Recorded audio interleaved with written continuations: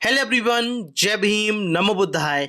स्वागत है आप सभी का ट्रूथ लिटरेचर में। आज हम बात करेंगे महाबोधि महाविहार परिसर के बारे में। तो आइए शुरुआत करते हैं। महाबोधि महाविहार परिसर बोध गया बिहार की राजधानी पटना से 115 किलोमीटर दक्षिण में और उत्तरी भारत में गया जिला मुख्यालय से 16 किलोमीटर दूर स्थित है। यह मार्गदाता गौतम बुद्ध के जीवन और विशेष रूप से ज्ञान प्राप्ति से संबंधित 4 पवित्र स्थानों में से एक है। यह विश्व धरोहर भारतीय उपमहाद्वीप में 5वीं 6वीं शताब्दी के सबसे बड़े अवशेषों को समाहित करती है, जो पुरातन के इस काल से संबंधित है। विश्व धरोहर का कुल क्षेत्रफल 4.8 हेक्टेयर है। महाबोधि महाविहार परिसर सम्राट अशोक द्वारा 3री शताब्दी ईसा पूर्व में निर्मित पहला महाविहार है और वर्तमान महाविहार 5वीं 6वीं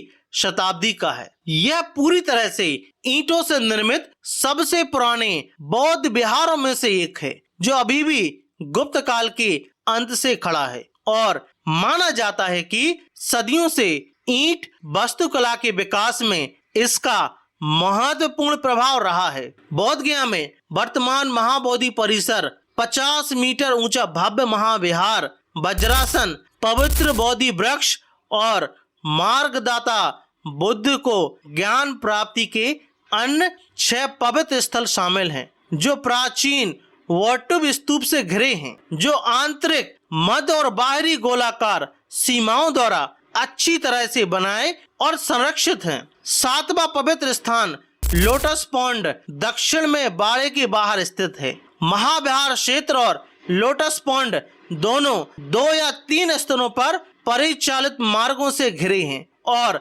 समूह का क्षेत्रफल की भूमि स्तर से 5 मीटर ऊंचे हैं। यह मार्गदाता भगवान बुद्ध द्वारा वहां बिताए गए समय से जुड़ी घटनाओं के संबंध में पुरातात्विक महत्व की एक अनूठी विश्व धरोहर भी है। साथ ही विकसित हो रही वंदना का दस्तावेजीकरण भी करता है, खासकर 3री शताब्दी के बाद से, जब सम्राट अशोक ने पहला महाविहार, रेलिंग और स्मारक स्तंभ बनवाया और सदियों से विदेशी राजाओं द्वारा अभयारण्यों और मठों के निर्माण के साथ प्राचीन शहर का विकास हुआ। यह मुख्य महाविहार की दीवार की ऊंचाई 11 मीटर है और इसे भारतीय महाविहार वास्तुकला की शास्त्रीय शैली में बनाया गया है। इसमें पूर्व और उत्तर की ओर से प्रवेश द्वार हैं और इसमें हनीशकल और ग्रीस डिजाइन से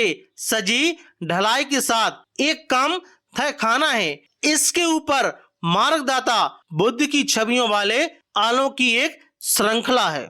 इसके आगे ढलाई और चैत्य आलो हैं और फिर महाविहार का वक्रीय शिखर है। इसके ऊपर आमलक और कलश। महाविहार की 4 कोनों पर छोटे महाकक्षों में मार्गदाता गौतम बुद्ध की 4 मूर्तियां हैं। इसमें से प्रत्येक महाविहार के ऊपर वक्रीय शिखर बनाया गया है। महाविहार का मुख पूर्व की ओर है और इसमें पूर्व में एक छोटा सा प्रांगण है, जिसके दोनों ओर बुद्ध की मूर्तियां हैं। एक द्वार एक छोटे से हॉल में जाता है। इसके आगे गर्भगृह है, जिसमें बैठे हुए मार्गदाता गौतम बुद्ध की एक सोने की परत चढ़ी हुई मूर्ति है। 5 फीट से अधिक इसकी ऊंचाई है, जो अपने ज्ञान प्राप्ति के साक्षी के रूप में मिट्टी को पकड़े हुए हैं। गर्भगृह के ऊपर मुख्य हॉल है, जिसमें मार्गदाता बुद्ध की एक मूर्ति वाला एक महाविहार है, जहां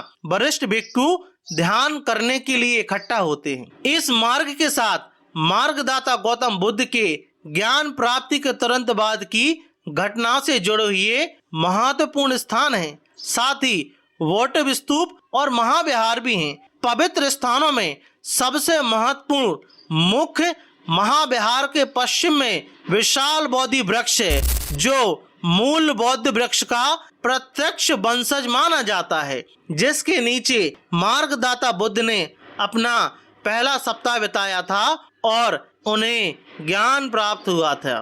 बोधि वृक्ष के बगल में मुख्य महाविहार से जुड़ा एक मंच है, जो पॉलिश किए हुए बलुआ पत्थर से बना है। जिसे वज्रासमन डायमंड थ्रोन के रूप में जाना जाता है, जिसे मूल रूप से सम्राट अशोक ने उस स्थान को चिन्हित करने के लिए स्थापित किया था जहां मार्गदाता गौतम बुद्ध बैठे थे और ध्यान करते थे। दक्षिण की ओर मुख्य महाविहार की ओर जाने वाले केंद्रीय मार्ग पर आगे एक छोटा सा महाविहार है, जिसके पीछे खड़े मार्गदाता बुद्ध की मूर्ति है और काले पत्थर पर मार्गदाता बुद्ध के पद चिन्ह खुदे हुए हैं, जो 3वीं शताब्दी ईसा पूर्व के हैं, जब सम्राट अशोक ने बौद्ध धर्म को राज्य का आधिकारिक धर्म घोषित किया था और अपने पूरे राज्य में ऐसे हजारों पद चिन्ह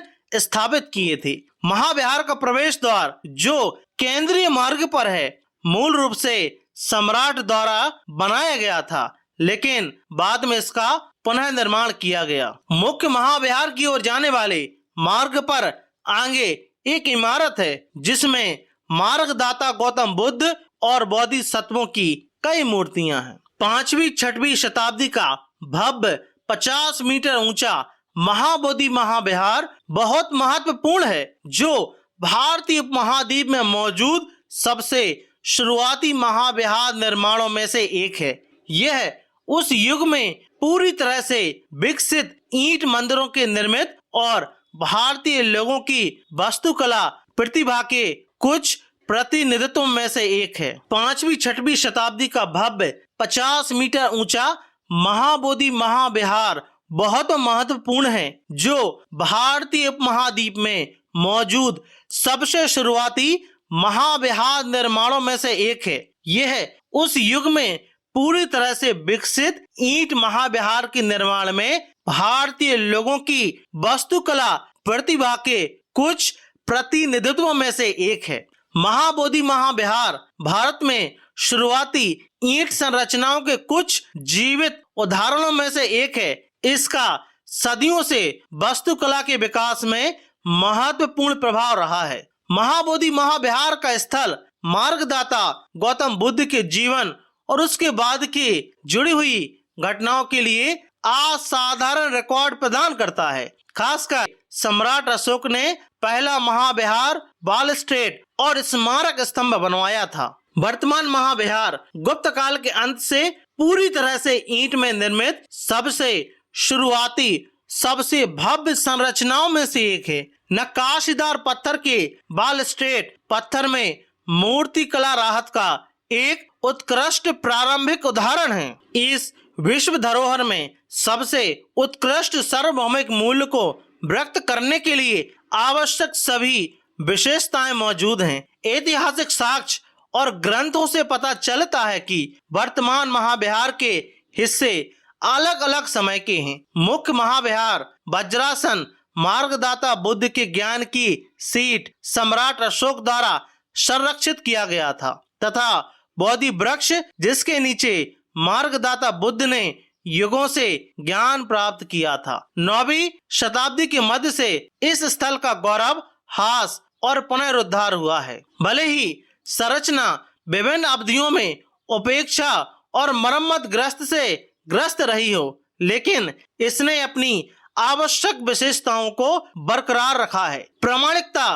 विश्वास यह है कि मार्गदाता बुद्ध ने इस विशेष स्थान पर ज्ञान प्राप्त किया था, जिसकी परंपरा पुष्टि की गई है और अब इसे बोध गया कहा जाता है। यह दुनिया के लिए सर्वोच्च मूल्य है। यह सम्राट अशोक के समय से प्रचलित है, यह सम्राट अशोक के समय से प्रलेखित है, जिन्होंने 260 ईसा पूर्व में पहला महाविहार बनवाया था। जब वे बोधि वृक्ष की पूजा करने के लिए इस स्थान पर आए थे, जो अभी भी विश्व धरोहर की विशेषताओं वज्रासन आदि के साथ घटना गवाह है। तो आई होप इस वीडियो के माध्यम से हमें बौद्ध विहार के बारे में पता चला होगा।